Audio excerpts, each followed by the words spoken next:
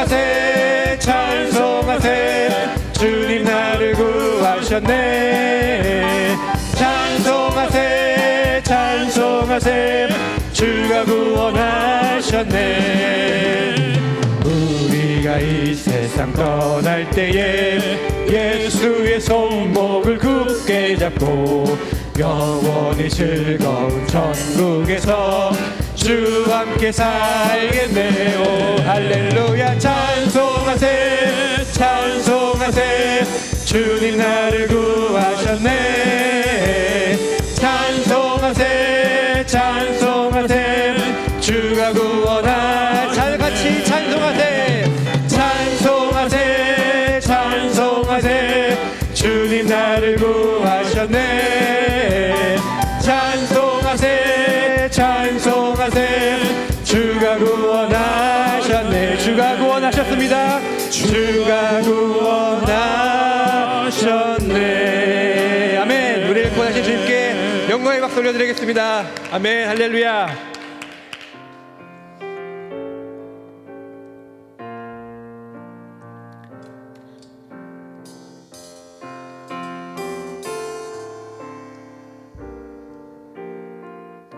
죽을 수밖에 없는 우리를 살려주신 그 은혜를 생각하며 함께 찬양하시겠습니다.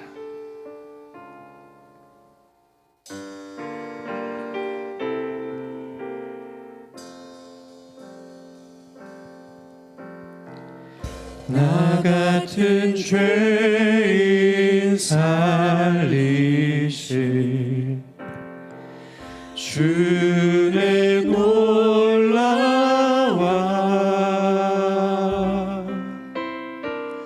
잃었던 생명 찾았고 광명을 얻었네. 큰 죄악에서 건지신 주의 고마워. 나 처음 믿은 그 시간 귀하고 귀하다. 주 찬양 주 찬양 내 마음 다해. 주 찬양 주 찬양 내 생명 다해. 이제껏 내가 산 것도 이제껏 내가 산 것도 주님의 은혜라. 또 나를 장차 본향에 인도해 주시리. 거기서 우리 영원히 거기서 우리 영원히 주님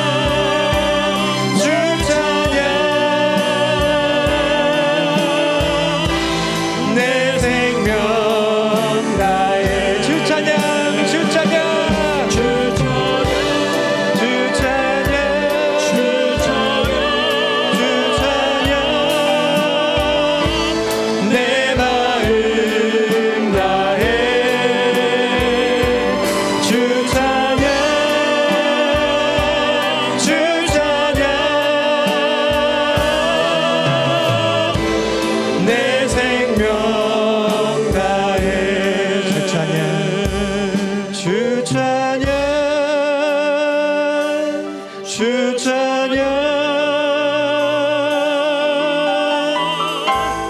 내 마음 다해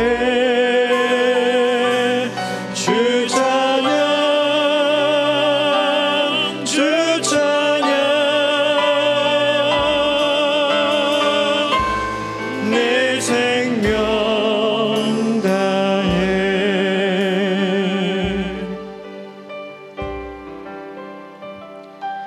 보소서 주님 나의 마음을 선한 것 하나 없습니다. 그러나 내 모든 것 주께 드립니다. 사랑으로 안으시고 날 새롭게 하소서. 보소서 주님 나의 마음을 선한 것 하나 없습니다. 그러나 내 모든 것 주께 드립니다. 사랑으로 안으시고 날 새롭게 하소서. 주님만 내게 주소서. 내 아버지 주님만 내게 주소서. 나를 향하신 주님의 뜻이 이루어지도록 주님만 내게 주소서. 주님 마음 내게 주소서. 주님만 내게 주소서. 내 아버지 주님만 내게 주소서. 나를 향하신 주님의 뜻이 이루어지도록 주님만 내게 주소서. 내게 사랑을 가르치소서. 주님 내게 사랑을 가르치소서. 당신의 마음으로 용서하게 하소서. 당신의 마음으로 용서하게 하소서. 주의 성령 내게 채우사 주의 길 가게 하소서. 주님 당신 마음 주소서. 주님 마음 내게 주소서. 내 아버지 주님 마음 내게 주소서. 나를 향하신 주님의 뜻이 이루어지도록 주님만 내게 주소서. 간절한 마음으로 주님 마음 내게 주시옵소서. 주님 마음 내게 주소서. 내 아버지 주님 마음 내게 주소서. 나를 향하신 주님의 뜻이 이루어지도록 주님 마음 내게 주소서. 마지막으로 주님 마음 내게 주시옵소서 고백합니다. 주님 마음 내게 주소서. 아멘. 우리의 존귀와 찬양을 받게 합당하신 주님, 우리에게 주님의 마음을 허락하여 주시옵소서. 성령의 충만함을 통하여 주님의 사랑이 우리 마음에 가득하기를 원합니다. 우리가 받은 은혜를 기억하고 주님께 감사가 끊이지 않기를 기도합니다. 주의 말씀이 선포될 때 천지가 창조되고, 주의 말씀이 선포될 때 병에서 고침을 받고, 말씀이 선포될 때 죽은 자가 살아나며, 말씀이 선포될 때 하늘나라가 우리 안에 임했습니다. 오늘 김인철 목사님을 통해 주의 말씀이 선포될 때 아버지 그런 주님의 역사가 우리 가운데 다시 한번 일어나기를 간절히 기도합니다. 아멘. 우리를 위하여 죽기까지 순종하신 예수 그리스도의 이름으로 간절히 기도하였습니다. 아멘.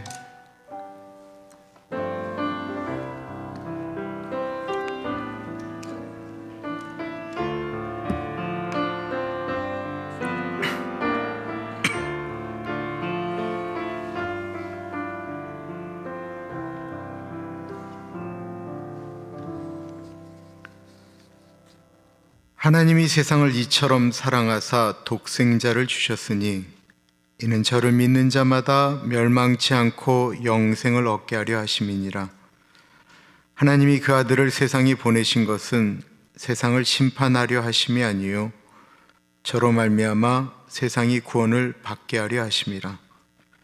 저를 믿는 자는 심판을 받지 아니하는 것이요 믿지 아니하는 자는 하나님의 독생자의 이름을 믿지 아니하므로 벌써 심판을 받은 것이니라. 참으로 존귀하신 하나님 아버지, 하나님이 세상을 이처럼 사랑하사라고 하는 말씀을 꼭 다시 한번 묵상해야 되는 사순절입니다.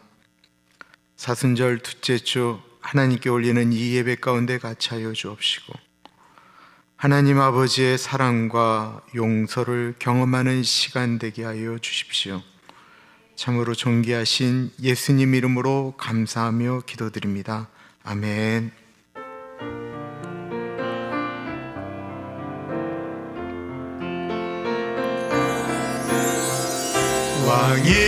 왕이신 나의 하나님, 내가 주를 높이고 영원히 주의 이름을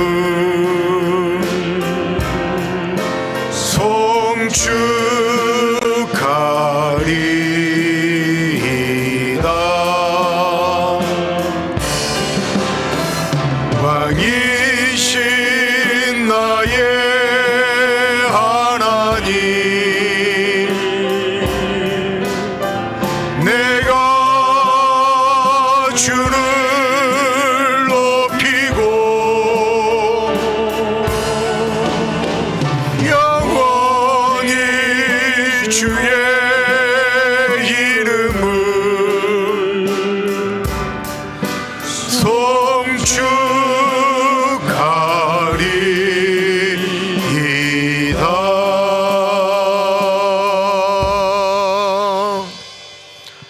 사도신경으로 우리의 신앙 고백하겠습니다. 전능하사 천지를 만드신 하나님 아버지를 내가 믿사오며 그 외아들 우리 주 예수 그리스도를 믿사오니 이는 성령으로 잉태하사 동정녀 마리아에게 나시고 본디오 빌라도에게 고난을 받으사 십자가에 못 박혀 죽으시고 장사한 지 사흘 만에 죽은 자 가운데서 다시 살아나시며 하늘에 오르사 전능하신 하나님 우편에 앉아 계시다가 저리로서 산자와 죽은 자를 심판하러 오시리라. 성령을 믿사오며 거룩한 공예와 성도가 서로 교통하는 것과 죄를 사하여 주시는 것과 몸이 다시 사는 것과 영원히 사는 것을 믿사옵나이다. 아멘.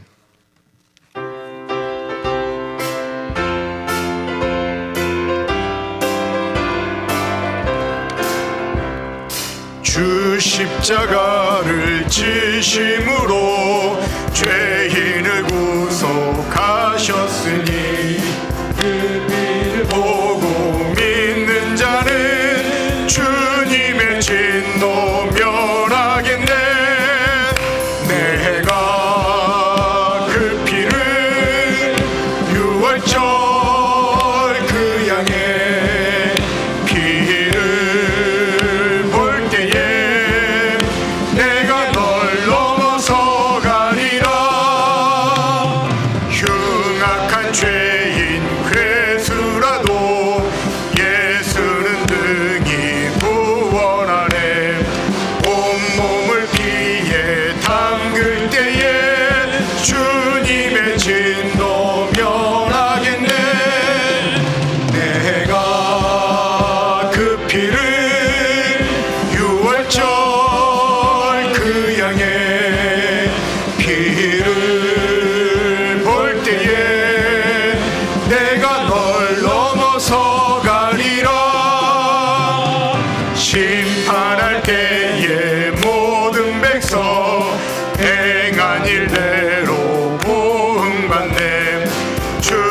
주님의 피로 죄 씻으면 주님의 진노 멸하겠네.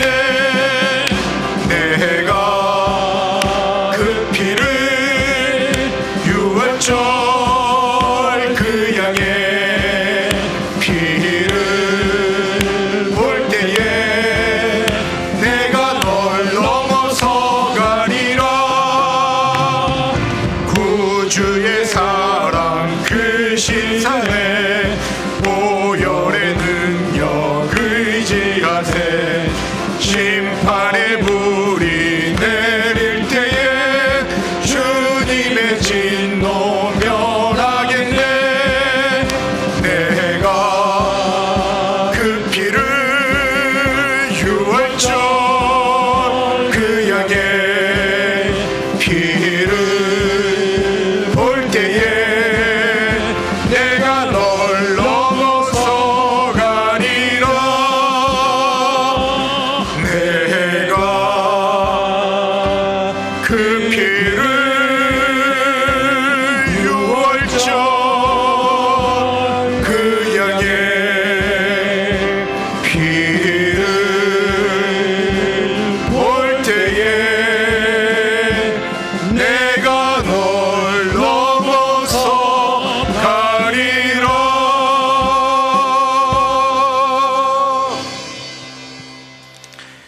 주보에 나와 있는 공동기도문 하나님께 한 목소리로 올려드립니다. 존귀하신 하나님 아버지, 사순절의 둘째 주를 보내며 부정한 우리의 모습들을 회개하고 거룩하신 그리스도를 묵상합니다. 이 시간 우리가 가진 죄악된 모습과 연약함을 바라보게 하시어 회개할 수 있는 은혜를 베풀어 주옵소서. 주님께 더욱더 가까이 나아가오니 날마다 주의 말씀에 성령을 부어주시며 이번 주부터 부분적으로 다시 열리는 모든 예배 속에 주님의 강하신 팔의 권능으로 보호하여 주옵소서. 속히 백신이 보급되어 모두가 안전하게 도와주옵소서. 우리의 예배를 기뻐 받으실 주님을 찬양합니다. 존귀하신 예수님의 이름으로 기도드립니다. 아멘. 한 주일 동안 살면서 하나님과 사람 앞에 지은 죄가 있습니다. 하나님께 회개의 기도를 드리며 나아가겠습니다. 기도합니다. 존귀하신 하나님 아버지, 이 시간에 기도합니다. 주님 같이 해주시기를 기도합니다. 주님의 보혈로 씻겨주시고 회복시켜주시는 주님의 은혜가 있기를 간절히 기도합니다. 하나님 아버지, 내 안에 선한 것이 없습니다. 주님 같이 하시고 인도하여 주십시오. 하나님 아버지, 같이 하여 주옵소서. 성령 하나님 같이 하여 주시옵습니다. 주님 같이 하여 주시고 인도하여 주옵소서.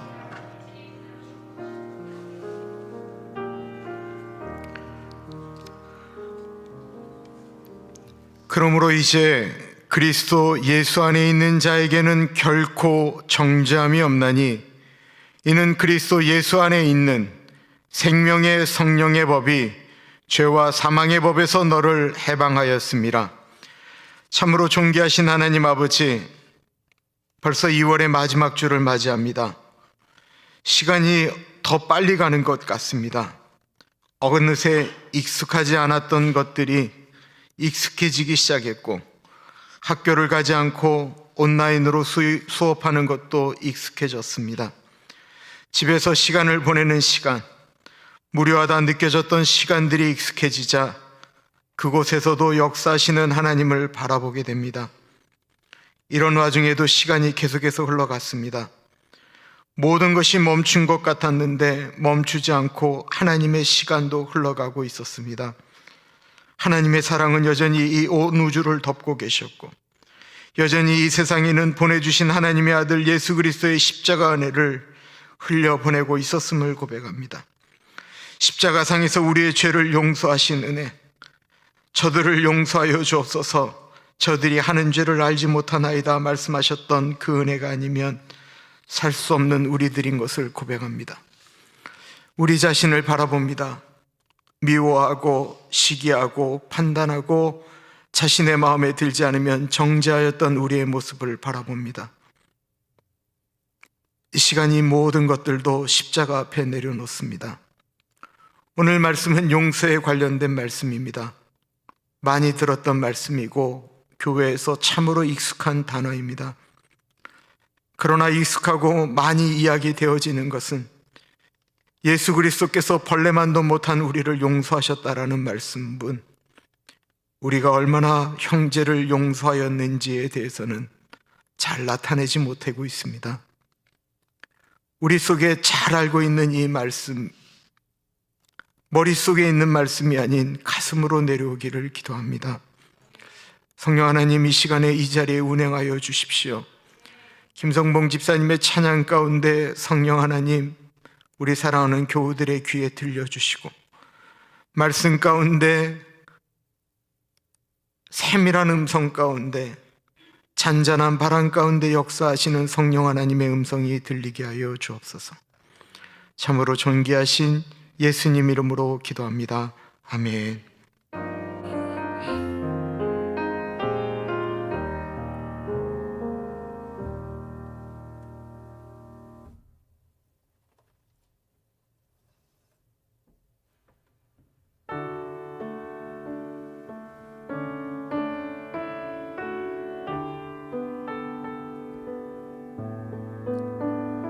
주여 나를 평화 위에 쓰소서. 미움이 사랑 되게 하소서. 상처가 있는 곳 싸매주고,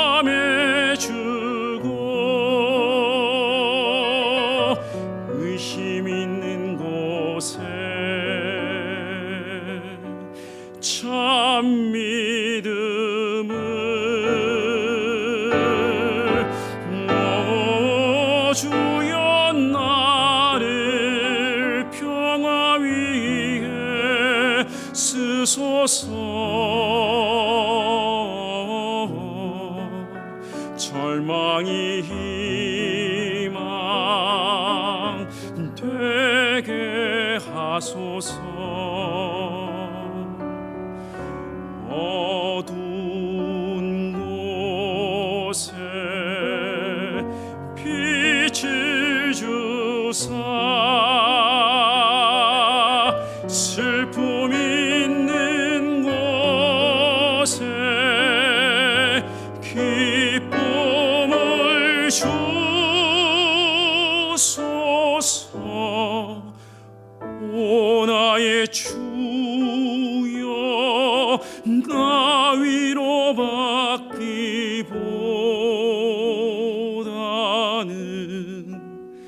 위로하며 살게 하소서.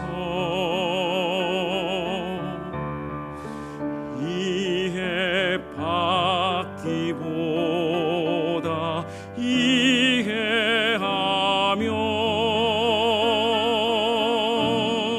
사랑케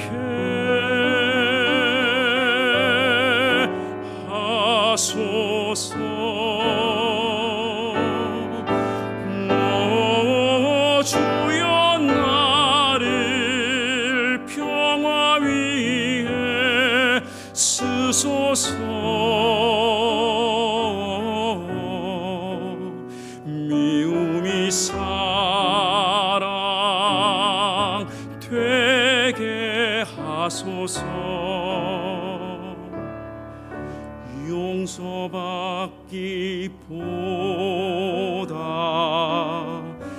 용서하며, 위로받기보다는 위로하고, 내가 죽을 때에 다시 살아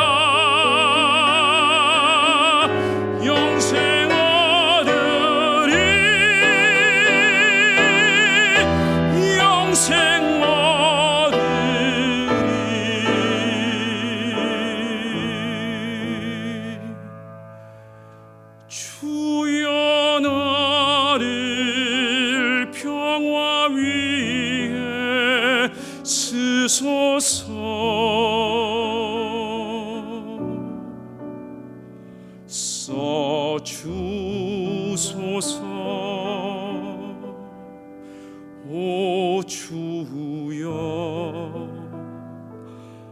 아멘.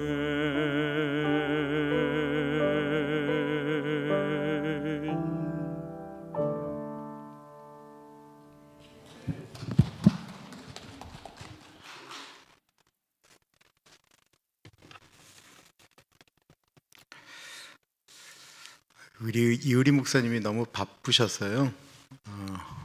이번 주부터 박진 집사님이 찬양 인도를 해주시기로 하셨고, 찬양도 그렇고 우리 특별 찬양도 그렇고 메시지에 잘 맞는 곡을 정해주셔서 너무 감사드립니다. 오늘 성경 구절은 3절이나 돼요. 그래서 저도 외우는데 죽는 줄 알았고, 교우들은 잘 외우실 수 있을까 사실은 좀 걱정도 되고, 그래서 제가 우리 교육자들한테 물어봤어요. 외우셨습니까? 그랬더니만 얼굴을 정확히 들고 외웠다고 말씀하셔서 그럼 앞으로 나와라 이러려고 그랬는데, 오늘은 대표로 제가 그냥 외우기로 했습니다. 굉장히 중요한 말씀인데, 저는 예전에 외웠던 게 청년이 무엇으로 그의 행실을 깨끗게 하리까, 주의 말씀만 지킬 따름입니다. 이렇게 해서 뭐 이렇게 단어들이 좀씩 뒤에 붙는 조사 같은 것들이 다 좀 옛날 것들은 좀 그랬어요. 근데 핵심은 말씀, 계명, 말씀 이렇게 외우시면 좋겠고요. 제가 이 말씀 외우면서 이 말씀은 내가 지금 독일에 있는 제 아들한테 보내려고 합니다. 청년이 어떻게 하면 그의 행실을 깨끗게 할 수 있을까? 하나님의 말씀이 기준이 안 되면 어떻게 되겠습니까? 우리 한번 같이 읽어보겠습니다. 시작. 청년이 무엇으로 그의 행실을 깨끗하게 하리까? 주의 말씀만 지킬 따름이니이다. 내가 전심으로 주를 찾아 싸우니 주의 계명에서 떨어지지 말게 하소서. 내가 주께 범죄하지 아니하려 하여 주의 말씀을 내 마음에 두었나이다. 한번 외워볼까요? 시작. 청년이 무엇으로 그의 행실을 깨끗게 하리이까? 주의 말씀만 지킬 따름이니이다. 내가 전심으로 주를 찾아 싸우니 주의 계명에서 떠나지 말게 하소서. 내가 주께 범죄하려 하지 아니하여 주의 말씀을 내 마음에 두었나이다. 아멘. 이거 꼭 참고하세요. 한남체인 라팔마 한남체인에 가시면, 제가 지난주에 시간을 잘못 말씀드렸는데 오전 11시부터 오후 3시까지 코로나 바이러스 검사하고 항체 검사를 하는데, 딴 데 돈 주고 하는 데보다 여기가 더 정확해요. 왜냐하면 이 코 안으로 넣어서 하는데 여기가 진짜 깊이 넣어서 정확하게 해요. 왜냐하면 간호사들이 와서 직접 하기 때문에, 제가 여태까지 검사 받았던 데서는 거기가 제일 정확했던 것 같아요. 그리고 항체 검사도 하면 어떤 분들은 이틀 후에 나왔는데, 저처럼 괜찮은 분에겐 그 다음날 바로 연락을 주시더라고요. 그런데 뭐 보험 없어도 괜찮아요. 거기서 보험 없다 그러면 그냥 이렇게 다 그냥 하고, 어저께 저희 교우가 그 코로나 바이러스 걸리지도 않으셨는데 가서 이렇게 검사 받으셨더니만 항체가 있더라고. 여러분들에게로 그런 특별한 은총이 임하기를 간절히 축복합니다. 오늘 광고 말씀드릴게요. 저희가 오늘은 지금 바람이 너무 불어서 2부도 이렇게 예배를 드리지만, 1부는 본당에서 25%, 밖에서도 예배 드릴 수 있고요. 1부는 8시 45분에 그렇게 시작하고, 11시 예배는 야외에서 현장 예배를 드리고, 집에 계시는 분들에게는 11시에 일부 예배께 나갑니다. 그리고 수요일하고 토요 새벽 예배는 예전처럼 현장 예배 온라인으로 또 같이 나가고요. 주중 새벽 예배는 당분간 안 드리고, 그거는 빌립보서 고난 사순절 묵상으로 대신을 하고요. 그리고 주일 예배 후에 식사는 하지 않습니다. 좀 기도해 주시고 다들 이렇게 건강한 모습으로 빨리 교회가 열릴 수 있도록 기도를 부탁드립니다. 하나님께서 오늘 우리에게 주시는 말씀은 마태복음 18장 21절에서부터 35절까지 말씀입니다. 하나님의 말씀을 받들어 봉독할 때에 살아계신 하나님의 음성을 들으시기 바랍니다.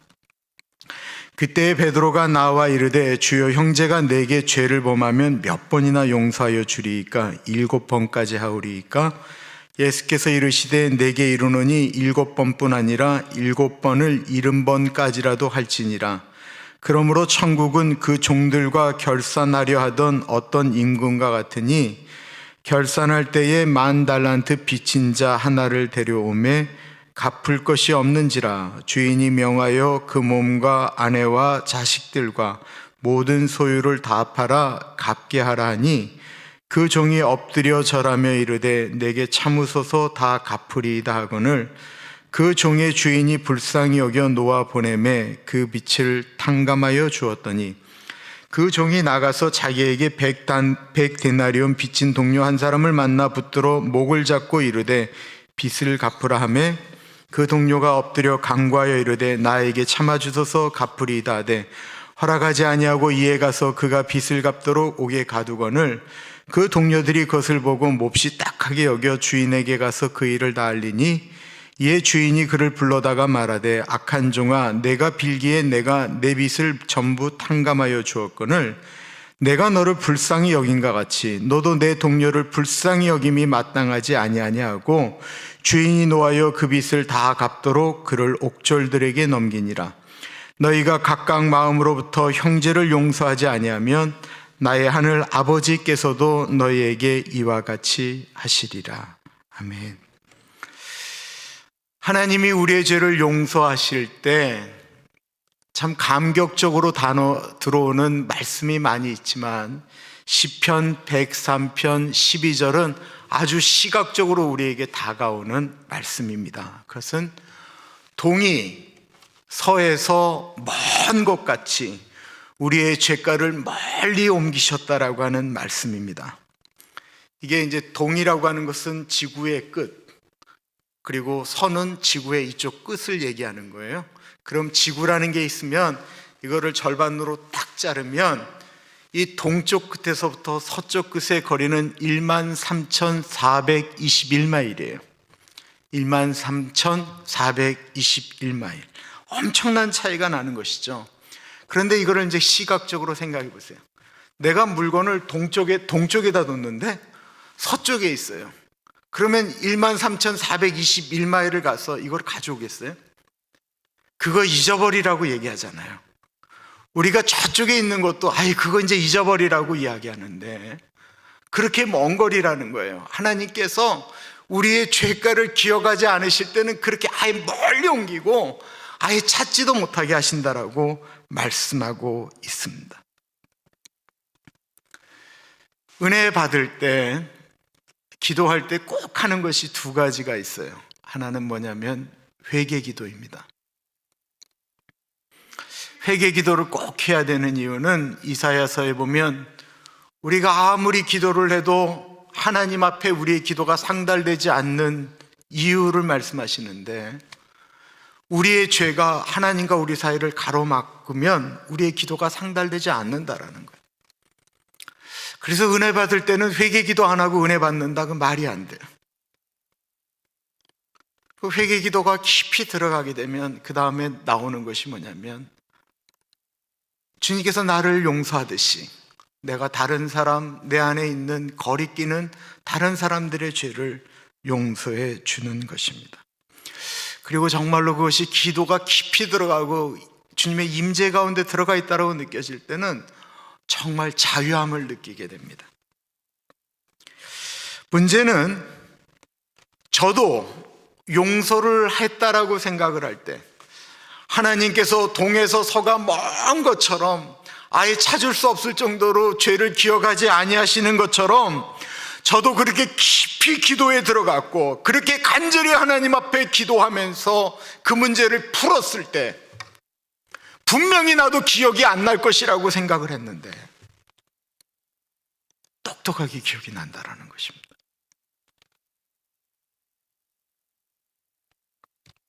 내 머릿속에는 여전히 그 상처가 남아있고 기억도 사라지지 않았습니다.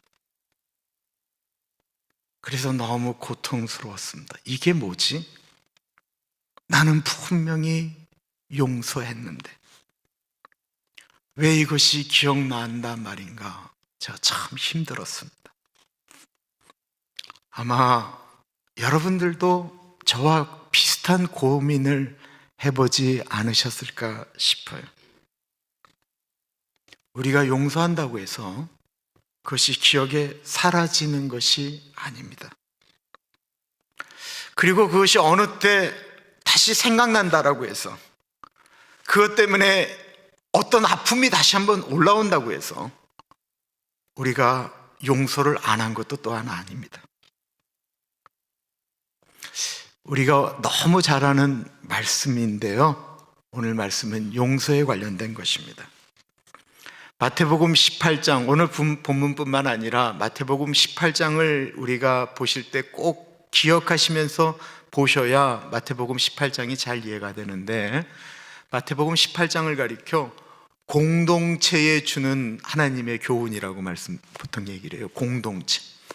그 시작이 어떻게 되냐면, 이 제자들이 이제 그 베드로가 주는 그리스도시요 살아계신 하나님의 아들이십니다라고 고백한 후부터 예수님께서 이제 십자가를 지시는 말씀을 하잖아요. 그리고 나서 예수님은 이제 예루살렘으로 올라가시는 거예요.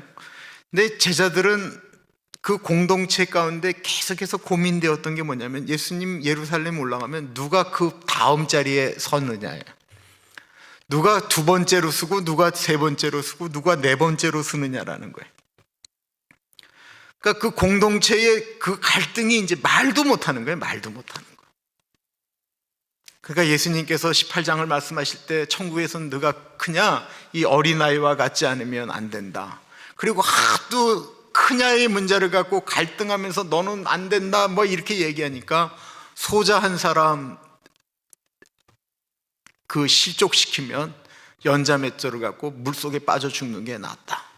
그리고 99마리의 양보다 이른 양 한 마리가 낫다. 뭐 이런 공동체의 가운데 주시는 말씀이다라는 거예요. 예수님을 따라다니면서 같이 먹고 같이 자고 말씀을 들었던 무리들, 즉 오늘날로 이야기하면 교회 공동체, 가정 공동체에 주시는 말씀이다라는 것입니다. 그렇다고 한다면 이 공동체에서 이 용서의 문제를 어떻게 풀어가야 되느냐라고 말씀하고 있는 거예요. 또 왜 용서를 해야 되는가 말씀하고 있는 것입니다. 이유는 예수님 당시에 그 전까지 유대에는 용서에 대한 법이 존재하지를 않았습니다. 그러므로 왜 용서를 해야 되는지에 대해서도 유대인들은 몰랐어요. 여러분들 구약 성경을 쭉 보시면 용서에 대한 이야기가 없습니다. 아세요? 용서라고 하는 개념으로 겨우 좀 느껴지는 게 뭐냐면, 호세아가 자기의 음란한 아내 고멜을 찾아오는 정도의 이야기지, 구약의 법은 어땠냐면 눈 하나 다쳤으면 눈 하나 빼는 거예요. 손 하나 다치겠으면 손 하나 주는 거예요. 다리 하나 다쳤으면 다리 하나 주는 거예요. 살인했으면 죽이는 거예요. 용서가 없어요. 그리고 이것은 사회법으로 오늘날도 동일하게 적용하게 됩니다. 죄를 지었으면 사회적으로는 처벌을 받아야 됩니다. 살인을 저질렀고 다른 사람들에게 상해를 입혔으면 그것은 무조건 용서하면 안 되는 거예요. 그것은 법대로 처리해야 된다는 것입니다. 그래야 그 범죄한 사람도 살고 나도 살고 그 사회 공동체도 정의 가운데 살 수 있는 거예요. 그래서 어저께 말씀 중 이렇게 이야기하고 있어요. 내 형제가 범죄하였거든. 그런데 헬라 원어는 전어같이 내 형제가 너에게 범죄하였거든요. 그러면 용서하라고 말씀하신 게 아니고 너가 조용히 둘만 만나서 그것에 대해서 이야기해라. 근데도 이 사람의 범죄함이 멈춰지지 않으면 두세 증인을 데려가서 이야기를 해라. 그리고도 그렇지 않으면 공동체가의 이야기에서 공동체에서 그를 세리나 이방인으로 취급해라. 공동체에서 치라고 얘기하는 거예요. 그러니까 죄에 대해서 덮으라고 말씀하신 것이 아니고 그 죄에 대해서는 정확히 짚고 넘어가라는 거예요. 이 교회니까 어느 누가 교회의 공금, 교회의 공금은 교인들이 내는 헌금 아니에요. 그 공금을 잘못 사용했어요. 개인적으로 잘못 사용했어요. 그러면 교회이니까 그걸 덮어야 됩니까? 아니요, 절대로 그렇지 않아요. 그거를 덮게 되면 교회가 그때부터 문제가 되는 거예요. 그건 정확히 해야 그것이 그 교회 돈을 잘못 사용한 그분, 그 잃어버린 사람을 다시 회복할 수 있는 방법이다라는 거예요. 덮어주면 누가 회개하겠어요? 그렇게 해야 된다라고 말씀하고 있는 거예요. 문제는 용서가 그럼 뭐냐? 이거는 다른 걸 얘기하는 게 아니고 우리 마음 가운데 일어나는 감정적인 부분을 얘기하는 거예요. 감정적인 부분.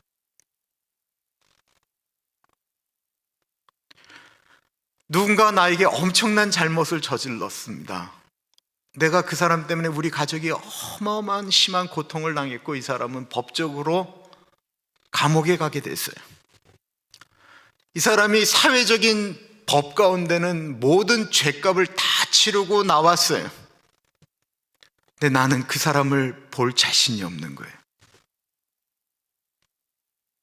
내 마음은 전혀 그 사람에 대해서 용서가 되지 않아요. 내 남편이 나에게 씻을 수 없는 상처를 줬어요. 내 집사람이 나에게 치유할 수 없는 아픔을 줬어요. 그런데 내가 그 남자를 위해서 밥을 해야 되고 내가 그 여자와 한 이불에서 잠을 자야 된다라고 이야기한다라는 거예요. 이 얼마나 끔찍한 얘기예요.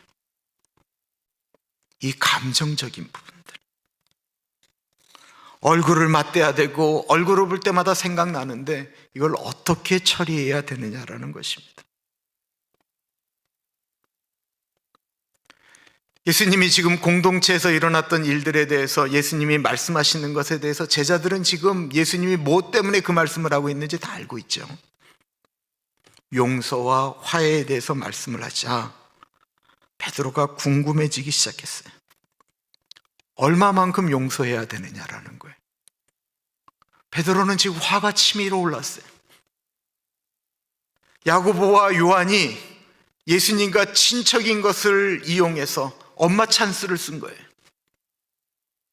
엄마를 동원해서 예루살렘에 올라가면 마땅히 자기가 서야 될 자리에 야고보와 요한을 세워달라고 엄마를 통해서 힘을 쓴 거예요. 노는 꼴을 보니까 저것들은 늘 나쁜 놈들이었다라는 거예요. 나쁜 놈인 줄 알았는데 예루살렘이 가까이 오면 가까이 올수록 저것들이 하는 짓이 더 못돼졌다라는 거예요. 그럼에도 불구하고 베드로가 예수님이 가르쳤던 말씀 때문에 용서해야 되는 이유는 알았어요.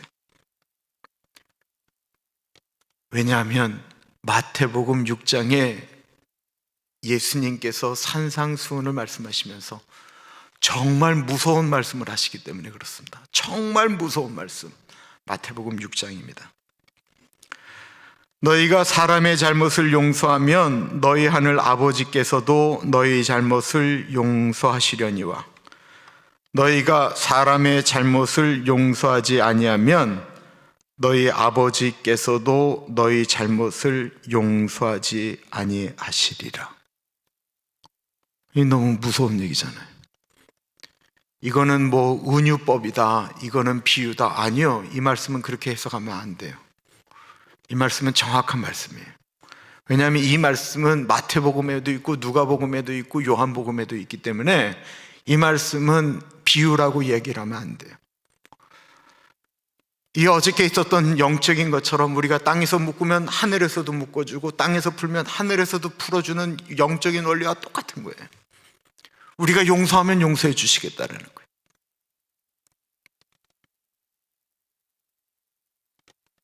우리가 무조건 용서해야 되는 이유는 정확히 나오고 있어요. 내가 용서하지 않으면 하나님도 용서하지 않으신다고 하니까 우리한테 이 부분에 있어서만큼은 예수 믿는 우리에게는 선택의 문제가 없어요. 그러면 용서한다라는 게 그의 죄 잘못 저지른 걸 다 덮어주는 게 아니라고는 아까 분명히 말씀드렸어요. 저희 감정적인 부분에 대한 말씀을 지금 드리고 있는 거예요. 이 말씀을 듣고 베드로가 회개했어요. 그래서 하나님, 내가 야고보와 요한을 용서합니다라고 얘기를 했어요. 용서를 했는데 이 야고보의 발소리만 들려도 베드로가 옛날 상처가 올라오는 거예요. 이 야고보와 요한이 예수님을 둘이만 은밀하게 찾아가는데도 베드로의 마음 가운데 분노가 치밀어 오르는 거예요. 그래서 또 기도했어요. 주님, 내가 야고보와 요한을 용서합니다. 그런데 도대체 내가 몇 번을 이래야 되느냐라는 생각이 드는 거예요. 21절입니다. 그때 베드로가 나와 이르되 주여, 형제가 내게 죄를 범하면 몇 번이나 용서하여 주리이까? 7번까지 하오리이까? 왜 7번을 베드로가 말씀하셨을까요?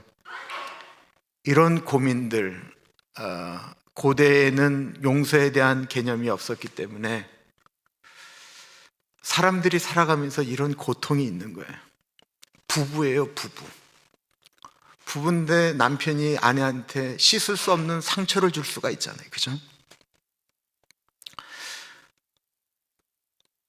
씻을 수 없는 상처는 받았는데 같이 살래니 용서해야 돼요.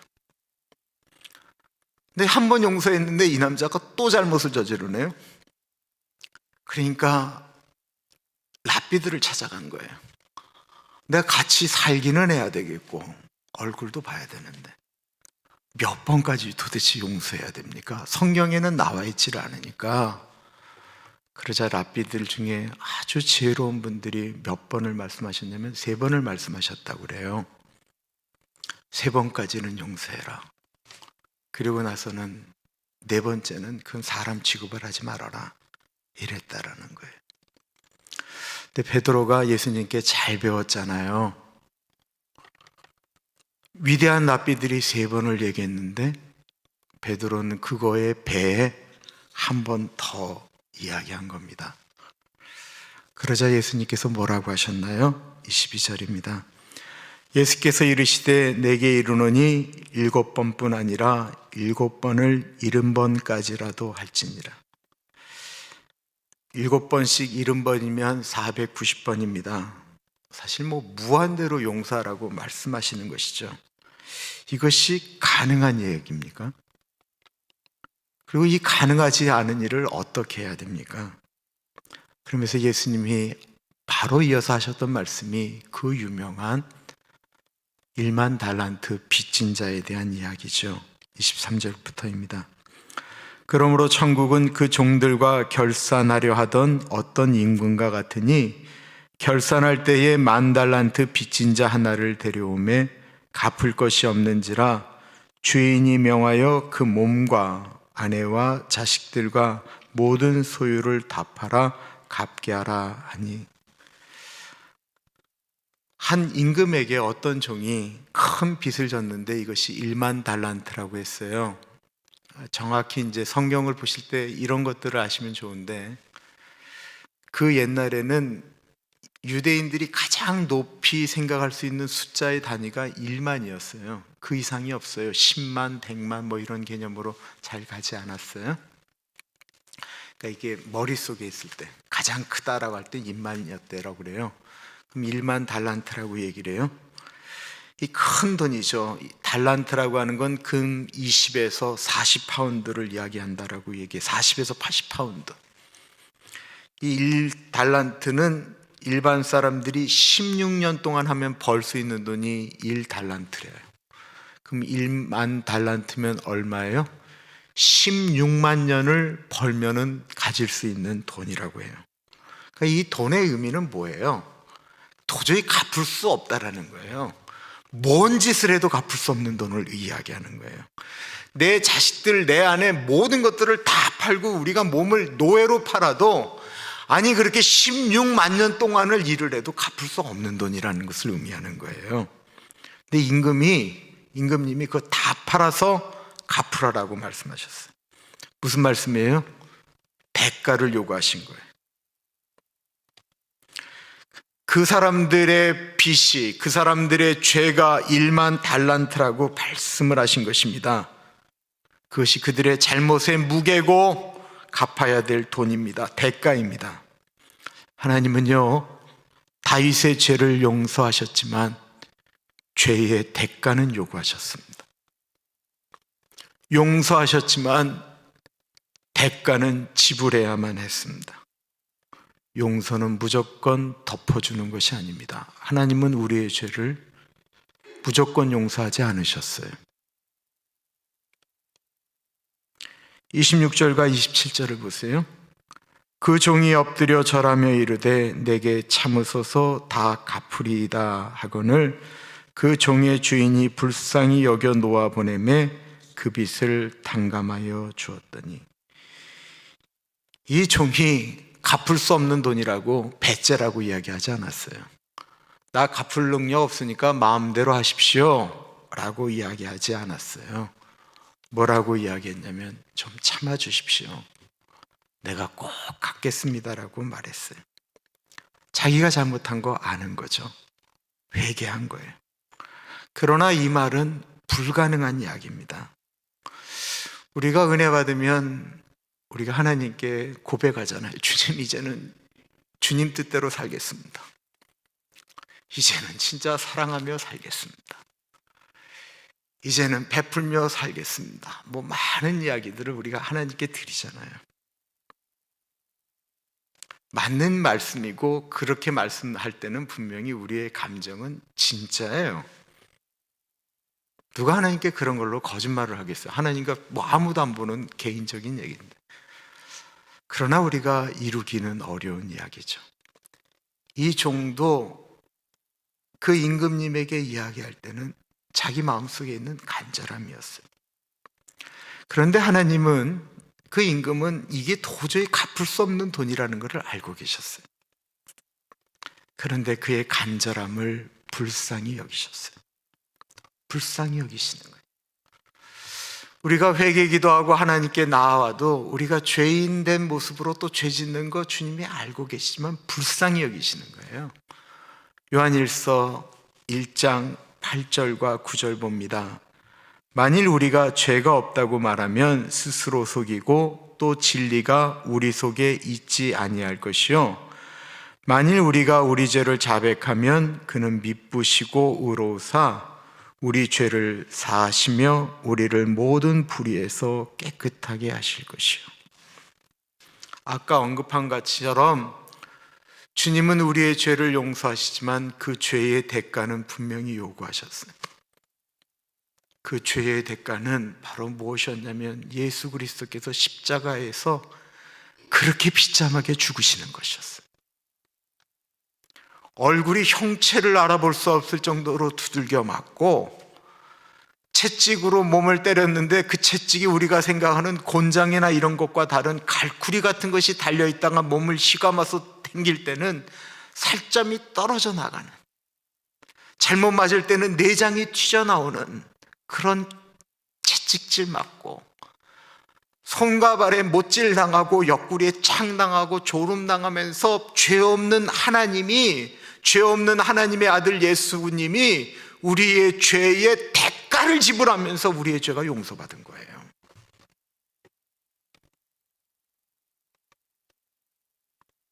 일만 달란트가 상징하는 것은 우리의 죄라고 말씀드렸습니다.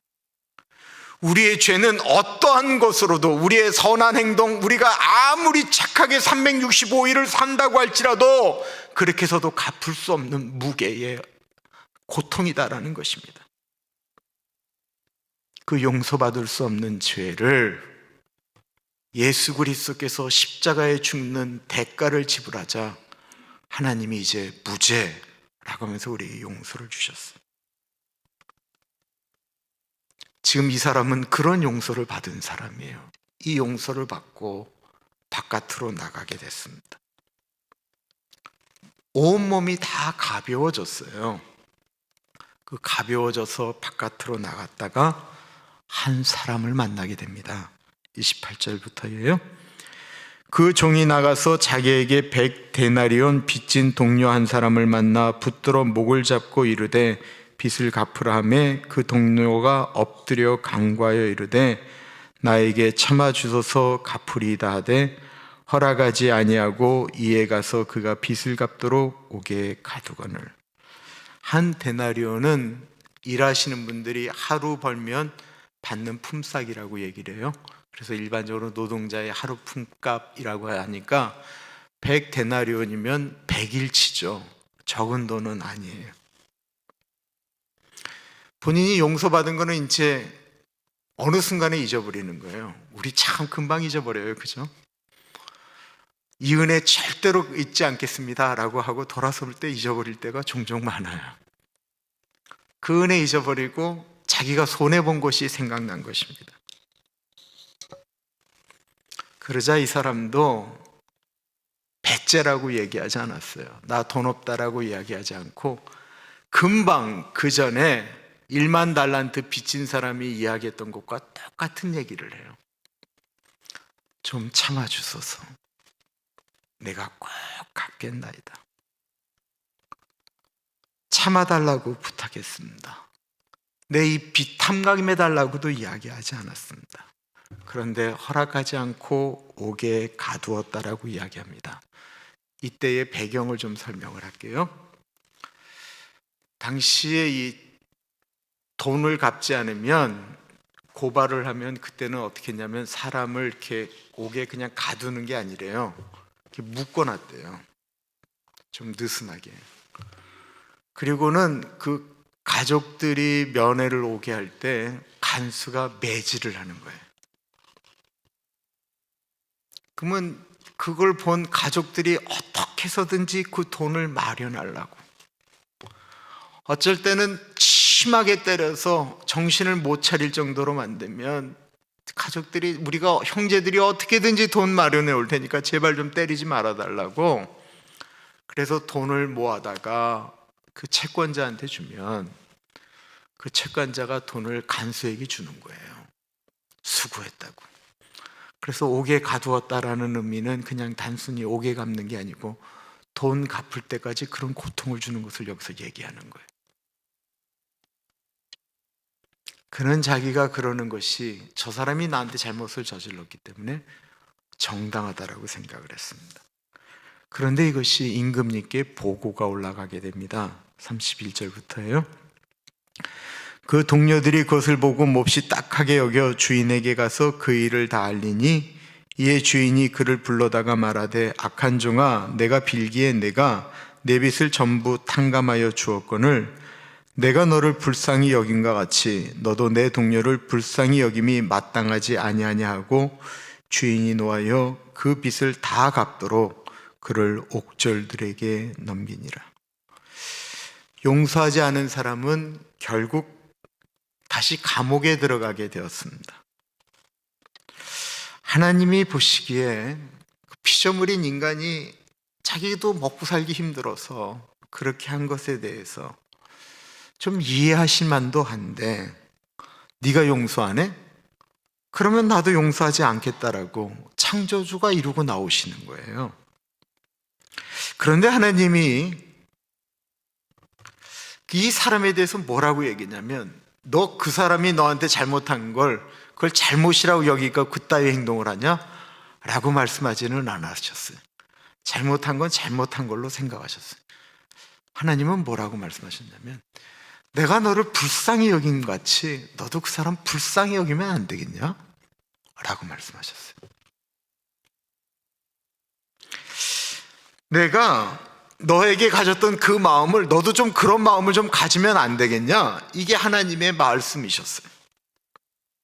그런데 여기서 중요한 것은 용서하지 않음으로 이가 다시 감옥에 들어갔다는 거예요. 이것은 분명히 천국에서의 이야기라고 이야기하고 있어요. 그렇다고 한다면 이때 지금 이 예화로 말씀하실 때는 분명히 이거는 감옥이에요. 실제 우리가 생각하는 감옥. 그러나 우리가 우리에게 적용할 때 이 감옥은 일반 감옥이 아닌 마음의 감옥을 얘기하는 거예요. 마음의 감옥. 앞에 언급한 바와 같이 우리가 아주 깊은 상처나 어려움과 배신이나 뭘 이렇게 당했다고 하면 이거는 사라지지 않는 우리 내 속에 아주 깊숙한 곳에 장기적으로 저장되는 저장소에 이게 들어간다라고 합니다. 그리고 어쩔 때는 그것이 완전히 깊이 없어진 것 같다가 어느 순간에는 이렇게 휘저으면 다시 올라오게 된대요. 제가 50년을 넘게 사신 교우와 식사를 같이 하게 됐어요. 몸도 두 분이 좀 안 좋아지셔서 같이 밥 먹으면서 이제 위로도 하고 이제 이런 시간이었어요. 50년을 넘게 살았어요. 50년. 굉장히 오래 사신 거죠. 근데 제가 이 목사가 지혜로워야 되는데 지혜롭지가 못했어요. 젊을 때 어떻게 만나셨어요? 뭐 이럴 때까지는 좋았는데 젊을 때 일 때문에 떨어져 있었다는 거예요. 그래서 힘든데 그러면 그걸 어떻게 보내셨어요? 이 질문을 던져서는 안 될 질문을 던졌어요. 권사님이 갑자기 그러는 거예요. 이 인간이 나하고 떨어져 있을 때 잘못을 저질렀다라는 거예요. 50년 전 얘기를 80이 넘은 그 온유한 권사님이 말씀하시는데 갑자기 눈에 살기가 일어나는 거예요. 분명히 살기였어요. 그 일이 마음속에서 사라지지 않은 것입니다. 어쩌면 아들 같은 목사에게 그 말씀을 끄집어내셨던 것이 50년 사는 동안 한 번도 아니셨을 수도 있고 30년 만에 혹은 10년 만에 끄집어내신 것일 수도 있습니다. 그런데요, 제가 권사님이 그 살기 띈 얼굴로 그 말씀했다고 해서 제가 권사님이 그분 용서하지 않았다고 생각하지는 않았습니다. 아마 권사님은 그 일이 일어난 다음에 하루에도 수십 번씩 죽일까 살릴까 하면서 그 시간을 보내면서 용서하셨을 거예요. 아니 수십 번이 아닌 수백 번도 더 넘게 용서하셨을 거예요. 예수님이 말씀하셨던 7번씩 70번 490번이 아닌 그거보다 10배도 넘는 수천 번 아마 용서하셨을 거예요. 그 마음이 올라올 때마다, 그것이 자기를 괴롭힐 때마다 하나님 이 마음 좀 제발 좀 가져가 달라고 아마 그렇게 기도하셨을 거예요.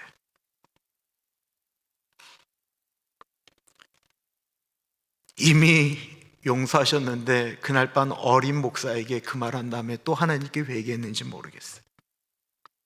이미 용서하셨어요. 그러나 마음 한켠에 이 찢기가 올라오는 거예요. 제 경험을 생각해 보면 감정적으로 어느 순간에 이렇게 용서했다고 해서 그게 용서가 사라지는 건 아닌 것 같아요. 그러나 어느 순간에 그게 감정적인 것이 아닌 내 내면 안에 있는 깊은 은혜 가운데 하면 그게 희미해지긴 하더라고요. 희미해지는 것.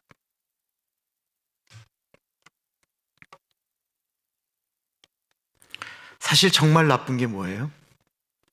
용서는 하지 않고 50년 전에 이 인간이 하면서 때때마다 끄집어서 자기의 무기로 사용하는 게 무서운 거 아니에요? 더 무서운 건 뭔지 아세요? 입 밖으로 내지 않는데 마음속에 칼을 갈고 있는 거예요. 제가 이렇게 말씀하는 분들 진짜 봤어요. 내가 우리 아들, 딸 시집 장가 갈 때까지만 참는 겁니다. 내가 이 인간이 거동을 못하는 날, 힘이 없게 되는 날, 그때는 내가 가만히 있지 않을 겁니다. 이 얼마나 무서운 얘기예요. 이 얘기가 뭐예요? 마음 가운데 감옥 안에 자기 마음을 둔 거예요. 그런 마음을 갖고 있는데 어찌 은혜가 임하겠어요? 어찌 기쁨이 임하겠어요? 어찌 공동체 안에 행복이라는 것이 있을 수가 있겠어요? 그러므로 예수님이 용서에 대한 말씀을 하신 이유는 엄밀한 의미에서 내 자신을 위한 것이다라는 거예요. 마음에 다른 사람에 대한 아픔과 상처를 가지고 있으면 하나님의 말씀이, 성령이 우리 안에서 자리를 잘 못 잡아요. 우리는 살면서 크고 작은 상처를 받게 됩니다. 그리고 그런 상처들은 내가 하나님의 사람으로 살려고 할 때 종종 그것이 방해가 되어지는 요소가 되곤 합니다. 어릴 때 나에게 상처를 준 사람, 그 사람과 비슷한 사람을 만나게 되면 그 옛날에 해결되지 않은 아픔이 있기 때문에, 고통이 있기 때문에, 두려움이 있기 때문에, 미움이 있기 때문에 그 사람은 나한테 하나도 잘못한 게 없는데 단지 비슷하다는 이유만으로 미워하기도 하고 그 사람 앞에 두려워하기도 합니다. 왜? 우리 안에 있는 과거의 상처 때문에 오늘날 내가 살아가면서 오늘날 내가 그 과거의 상처 때문에 내가 묶임을 당해야 되느냐라는 것입니다. 우리의 과거를 없앨 수는 없습니다. 그거는 절대로 사라지는 것이 아니에요. 나를 괴롭고 힘들게 했던 것들도 지울 수 있는 것은 아닙니다. 그러나 그것이 오늘도 나를 지배하게 만드는 것은 그건 얼마나 큰 손해예요. 그는 내가 막을 수 있는데 그게 용서라는 거예요. 그러면서 예수님께서 우리 안에 어떻게 하면 용서가 가능할까라는 말씀을 하시는 것입니다. 어느 날 한 임금님이 이렇게 국가에 있는 백성들이 어떻게 지내는지 돌아다니다가 밤이 깊어서 어디 좋은 집으로 못 가고 한 목동의 집에 들어가게 되셨어요. 목동이라고 하는 건 양치는 사람을 의미하는 건데, 이렇게 밤에 잠도 안 오고 그러니까 그 목동을 불러다 얘기를 하는데 이 목동이 참 지혜로운 사람이에요. 말하는 것도 지혜롭고 행동하는 것도 지혜롭고 그 가정을 돌보는 것도 보니 아이들도 다 잘 컸고, 그리고 이렇게 양을 키우는 거나 이런 걸 보니까 사람이 정직하고 반듯해요. 이 임금님 생각에 이 사람은 결코 이 목동으로 남아서는 안 될 사람 같은 거예요. 그래서 파격적으로 임금님이 그곳을 떠나고 얼마 되지 않아서 이 목동을 그 나라의 높은 자리에 앉히게 됩니다. 그렇게 불림을 받은 이 목동이 국무총리가 된 다음에도 아주 공정하게 일을 처리하기 시작했는데 진짜 일을 잘 처리하는 거예요. 그런데 문제는 다른 신하들에게 일어나게 되었습니다. 이 국무총리가 된 목동이 워낙 반듯하게 일을 하니까 예전처럼 뇌물을 주고받는 일들이 어려워졌어요. 좀 자기도 받아 먹어야 나도 좀 편할 텐데 이 받지를 않으니까 밑에 있는 사람들이 이 얻어먹기가 너무 힘든 거예요. 그러자 이 신하들이 어떻게 하면 저 사람, 저 목동이었던 저거를 내쫓을까 궁리를 하기 시작했어요. 근데 아무리 찾아봐도 별로 흠을 찾을 수가 없는데 가만히 보니까 이 재상이, 이 국무총리가 한 달에 한 번은 꼭 자기가 옛날 살던 그 목동 그 쓰러져가는 집을 가더라는 거예요. 그래서 몰래 신하들이 왜 가나 그러고 쫓아갔더니만 그 집 옆에 있는 창고 있잖아요. 옛날 말로 하면 그 광에 들어가서 이 커다란 항아리가 있는데 항아리 뚜껑을 탁 열더니만 거기를 이렇게 한참을 쳐다보다가 어느 정도 시간이 지나면 이렇게 뚜껑을 닫고는 돌아오는 거예요. 근데 갈 때의 얼굴과 돌아올 때 얼굴이 좀 달라요. 갈 때는 좀 어둡게 갔다가 올 때는 막 얼굴이 환해서 가니까 이 신하들이 무릎을 쳤어요. 그럼 그렇지. 저게 뒤로는 돈을 다 챙기는구나. 나중에 이거 끝나고 나면 저기 가서 큰 집 짓고 살라고 금은보화는 다 저 항아리에 뒀구나 라고 생각한다면 됐다. 그리고는 임금님에게 이 신하들이 얘기한 거예요. 임금님 생각할 땐 저 목동이었던 저 국무총리가 괜찮다고 생각하십니까? 아닙니다. 깨끗하다고 생각하십니까? 아닙니다. 저거요, 그 옛날 임금님 부를 때 그 은혜 생각 못하고 그 집에다가요 금은보화 잔뜩 갖다 놨습니다. 임금이 너무 놀랬을 뿐만 아니라 자기가 너무 믿었던 사람한테 그런 것을 당했다고 생각하니 배신감이 올라왔어요. 그래서 그 재상을 불러서 화를 내시면서 네 집으로 가자고. 그래서 재상은 뭣도 모르고 가고 임금님 따라가고 신하들이 이제 의기양양해서 이제 거길 갔습니다. 광을 열어라. 창고를 열었어요. 항아리 뚜껑을 열어라. 신하가 얘기합니다. 임금님이 보실 것이 없습니다. 항아리 뚜껑을 열어라. 그러자 이 재상이 할 수 없이 항아리 뚜껑을 열었습니다. 그리고 임금님이 그 항아리 뚜껑을 봤더니만 거기에는 금은보화가 있었던 것이 아니고 이 재상이 처음 임금님을 만났을 때 입었던 목동의 허름한 옷과 지팡이가 있었습니다. 임금님이 너무 놀라서 왜 이걸 여기다 놓고 한 달에 한 번씩 이걸 보러 왔느냐라고 이야기하자 이 신하가 이렇게 얘기합니다. 임금님, 저는 원래 목동이었습니다. 저는 도저히 임금님의 신하가 될 수 없는 존재였는데 도저히 상상할 수 없는 은혜를 임금님에게 입었습니다. 제가 목동이었던 것을 잊지 않기 위해서 내 마음이 조금이라도 교만해질 때 그때는 여기 와서 내가 목동이었던 것을 잊지 않고 여기를 찾아옵니다. 용서한다라는 것 결코 쉬운 얘기가 아니기 때문에 참 요즘 용서라는 말 안 하게 됩니다. 그러나 우리가 벌레만도 못하고 누더기 옷을 거쳤던 목동에 불과하다라는 사실을 기억한다면 지금은 우리가 하나님의 자녀이지만 이전에는 16만 년을 우리가 애쓰고 노력해도 용서받지 못할 죄인이었다는 것을 우리가 인식한다고 한다면 누더기와 같고 벌레만도 못한 우리의 마음을 주님께서 새롭게 해주셨다라고 하는 것을 우리가 기억한다면 내 마음으로 나는 여전히 용서받았지만 나는 죄인 중에 괴수다라고 생각한다면 그런다면 용서받지 못할 죄를 용서받은 우리가 누구를 용서할 수 있지 않을까 생각되어집니다. 용서는 나에게 죄 지은 사람을 위해서 그러므로 하는 게 아닙니다.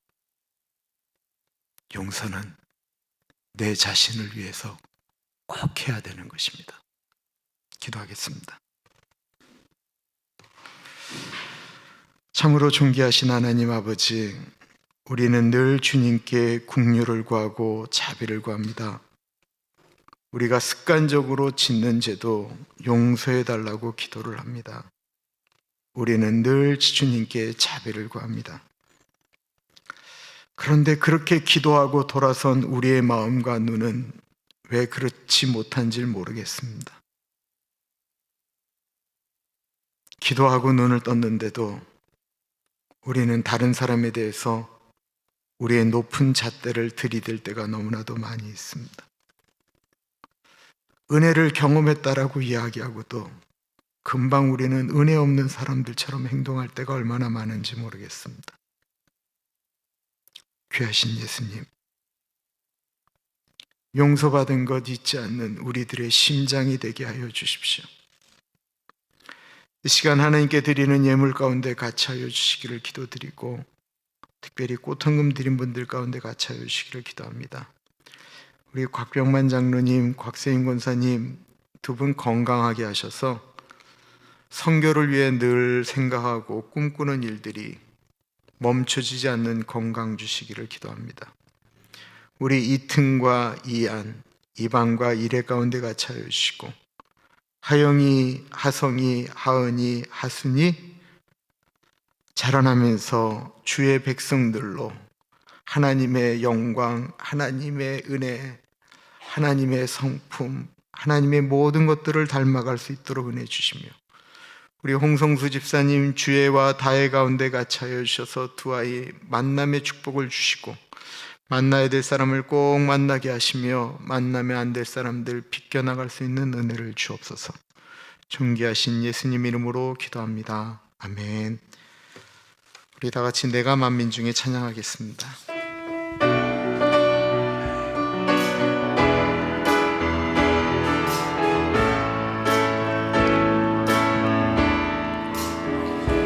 내가 만민 중에 오 주께 감사하며 주님을 찬양하리 열방 중에서 주의 인자는 커서 하늘에 미치고 주의 진리는 넓은 궁창에 이르나니 하늘 위에 주는 높이 들리며 주의 영광을 온 세계 위에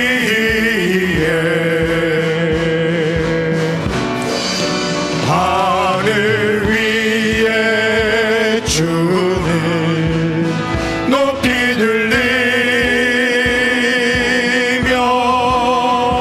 주의 영광을 온 세계 위에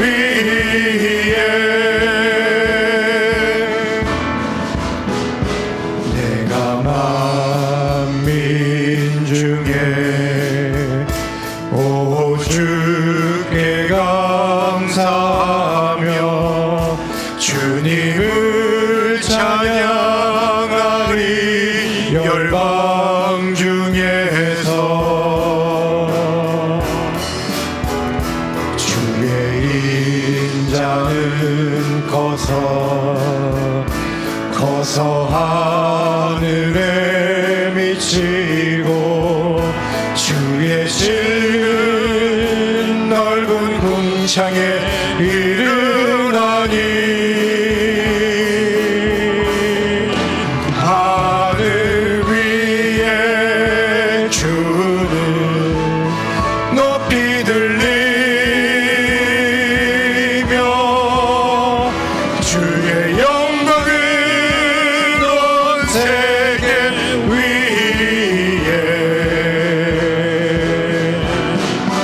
하늘 위에 주는 높이 들리며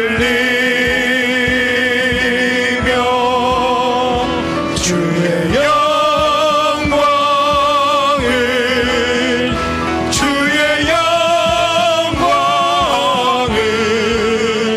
주의 영광을 온 세계 위에 우리의 하나님의 영광이 하늘 위에 주는